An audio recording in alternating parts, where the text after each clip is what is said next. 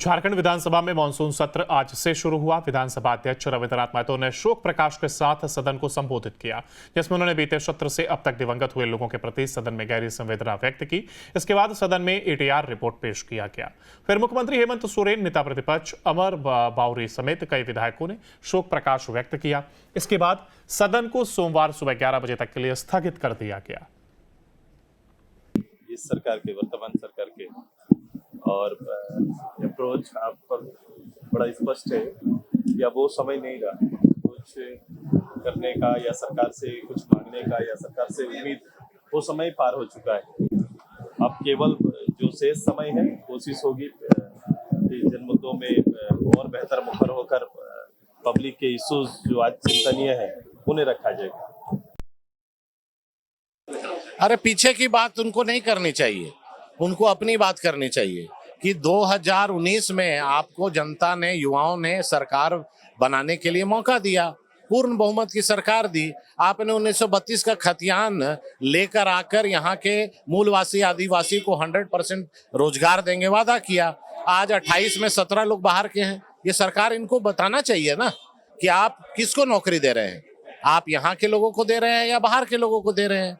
आपने जो जो वादा किया युवाओं से, वो ठगने का आप काम कर रहे हैं। निश्चित तौर पर ये सरकार 2019 में जितने भी सारे वादे किए, अपने वादों से मुकर रही है और झारखंड के युवा को, महिलाओं को इन्होंने ठगने का काम किया है। और चाहे अनुबंध कर्मी हो, जितने अनुबंध कर्मी हैं सभी को इन्होंने कहा था कि परमानेंट कर देंगे। आज तक किसी को परमानेंट किया क्या?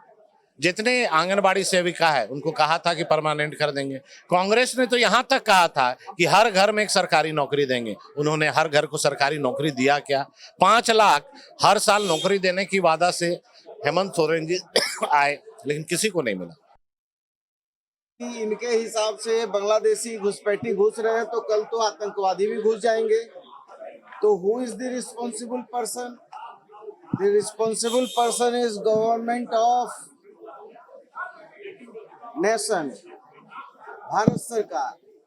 तो ये उनका दायित्व है और ये सिर्फ और सिर्फ इस तरह की ये गफलत वाली बात करके एक नैरेटिव सेट करना चाहते हैं कि किस तरीके से, चूंकि जब इनको मेहनत करना चाहिए था, कोविड के समय में लोगों का दिल जीतना था, उस समय ये लोग फरार हो गए, गायब हो गए।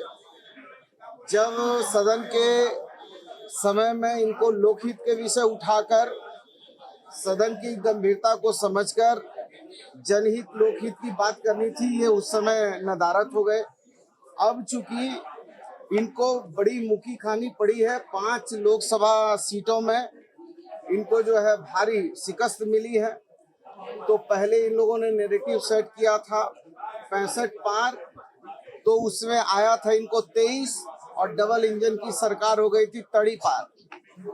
अब ये डरे सहमे लोग हैं, अब ये नैरेटिव सेट कर रहे हैं 55, अब आएगा इनको 13। तो ये सवाल तो आप तमाम लोगों को, एक सामान्य छात्र भी पूछना चाहिए भारतीय जनता पार्टी से कि बांग्लादेश भारत जो बॉर्डर है उस पे क्या झारखंड पुलिस का नियंत्रण है, उस पे क्या हेमंत सरकार का है कि अमित शाह जी का नियंत्रण है? तो ये सवाल तो संसद में करना चाहिए।